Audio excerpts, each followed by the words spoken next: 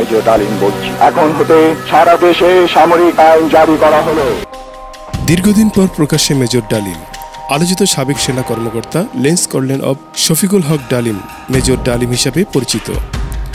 ছাত্র জনতার অভ্যুত্থানকে অভিনন্দন জানিয়ে বলেছেন, এই অভ্যুত্থানকে আংশিক বিজয় অর্জন করেছে, তাদের লাল শুভেচ্ছা জানাই।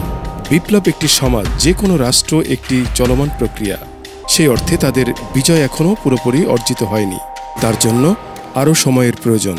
সম্প্রসারণবাদী হিন্দুত্ববাদী ভারত যার কবজায় আমরা প্রায় চলেই গিয়েছিলাম, সেই অবস্থান থেকে সেই ৭১-এর মতো আরেকটি স্বাধীনতা অর্জন করতে হবে, তা না হলে বিপ্লব ব্যর্থতায় পর্যবসিত হবে।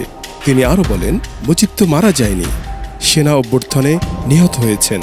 গত রবিবার ইউটিউবার ও প্রবাসী সাংবাদিক ইলিয়াস হোসেনের লাইভ টকশোতে এসব কথা বলেন তিনি।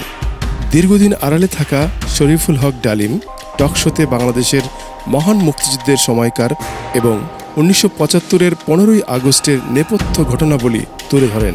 বিদেশে নির্বাসিত এই সাবেক সামরিক কর্মকর্তা টকশোর শুরুতে মেজর ডালিম ছাত্র জনতার অভ্যুত্থানকে অভিনন্দন জানান।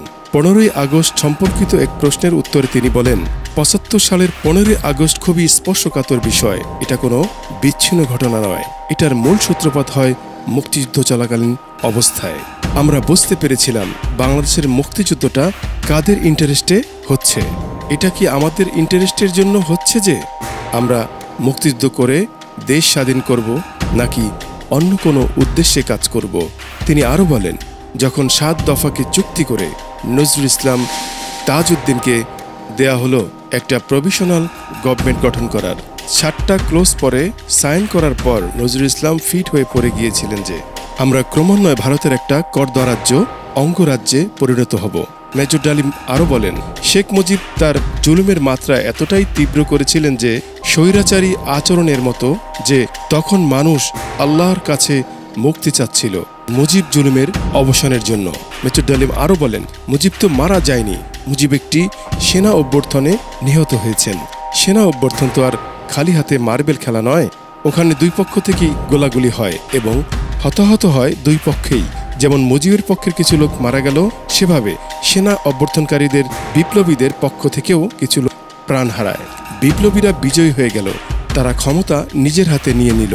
তিনি বলেন, মুজিবের মৃত্যুর খবর জানার পর আর বাকশালের পতনের খবর জানার পর শহর বন্দর গ্রামের লাখ লাখ মানুষ আনন্দ মিছিল বের করল। যেসব রাজনৈতিক নেতা বা দল আন্ডারগ্রাউন্ডে ছিল, তারাও জনসামর্থ্য নিয়ে রাস্তায় চলে আসে। এভাবেই জনস্বীকৃতি পেয়েছিল ১৫ই আগস্টের বৈপ্লবিক সামরিক অভ্যুত্থান। মেজর ডালিম এক প্রশ্নের জবাবে বলেন, বর্তমান প্রজন্মের বিপ্লবীদের ছাত্র জনতার বিপ্লবী কর্মকাণ্ডে যদি কোনো রকম অবদান রাখতে পারি আমাদের নিজস্ব অভিজ্ঞতা যোগাযোগ থেকে, তাহলে আমরা সেটা করতে পিছপা হব না।